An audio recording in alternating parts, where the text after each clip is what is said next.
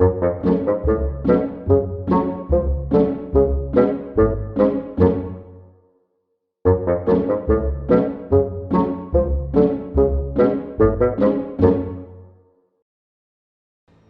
there everyone, and welcome to Fingers, Fums and Fits. In this episode of TTPITL, I will be painting the Rat Ogors from issue 3 of Warhammer Age of Sigmar Spearhead magazine. Can I keep the paint inside the lines? Let's find out. So, we started off with a base coat of Chaos Black spray. And then applied Nagaroth Night to any areas of exposed flesh. These areas were then dry brushed with a 2-to-1 mix of Nagaroth Night and Rakarth flesh. I then re-layered pure Rakarth flesh over the skin. Washed with Carroburg Crimson. And went back to Rakarth flesh for a final dry brushing. And we can leave the skin there, I think. This is what the unit looks like at this stage of the process.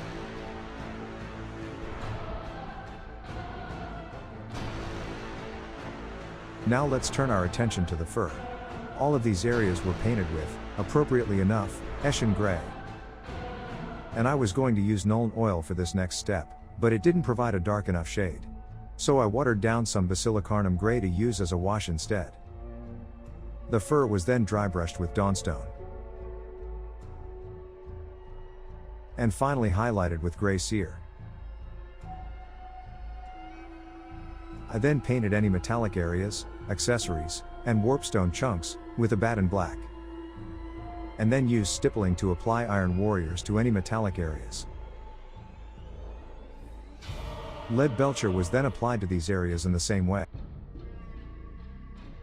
Before I took a mix of Bloodreaver flesh and Joka Arrow Orange, watered it down heavily so it was almost like colored water, and dabbed it over patches of the metallic areas to simulate a rust buildup.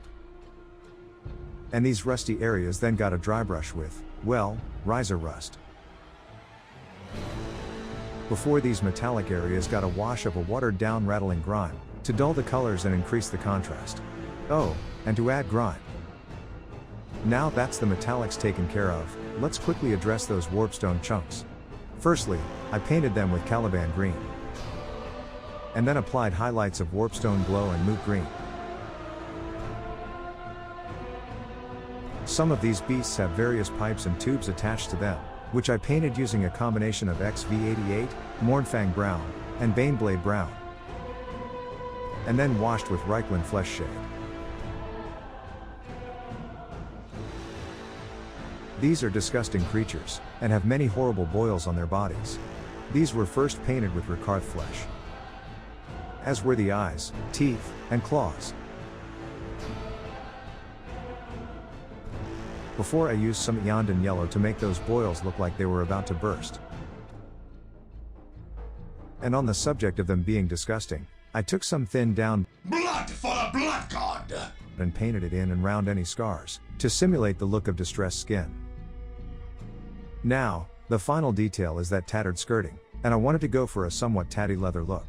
So I began with a base of Rhinox hide.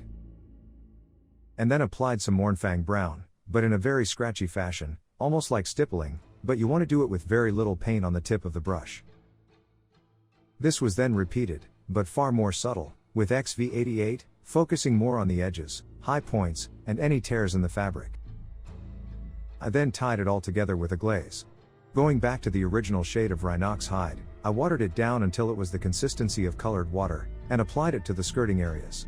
If, like me, your lighter shade wasn't as subtle as you wanted it to be, you can always apply a second glaze after the first is dry. All that was left to do was paint the bases, which I did as very dirty and muddy, using Stirland Mud and Seraphim Sepia. But there we have it. 3 disgusting Rat Ogors. So, what do we think? Did I manage to keep the paint inside the lines? Please let me know in the comments below. Thank you so much for watching, and I hope to see you again for the next one. Have a great day everyone, and I'll see you later.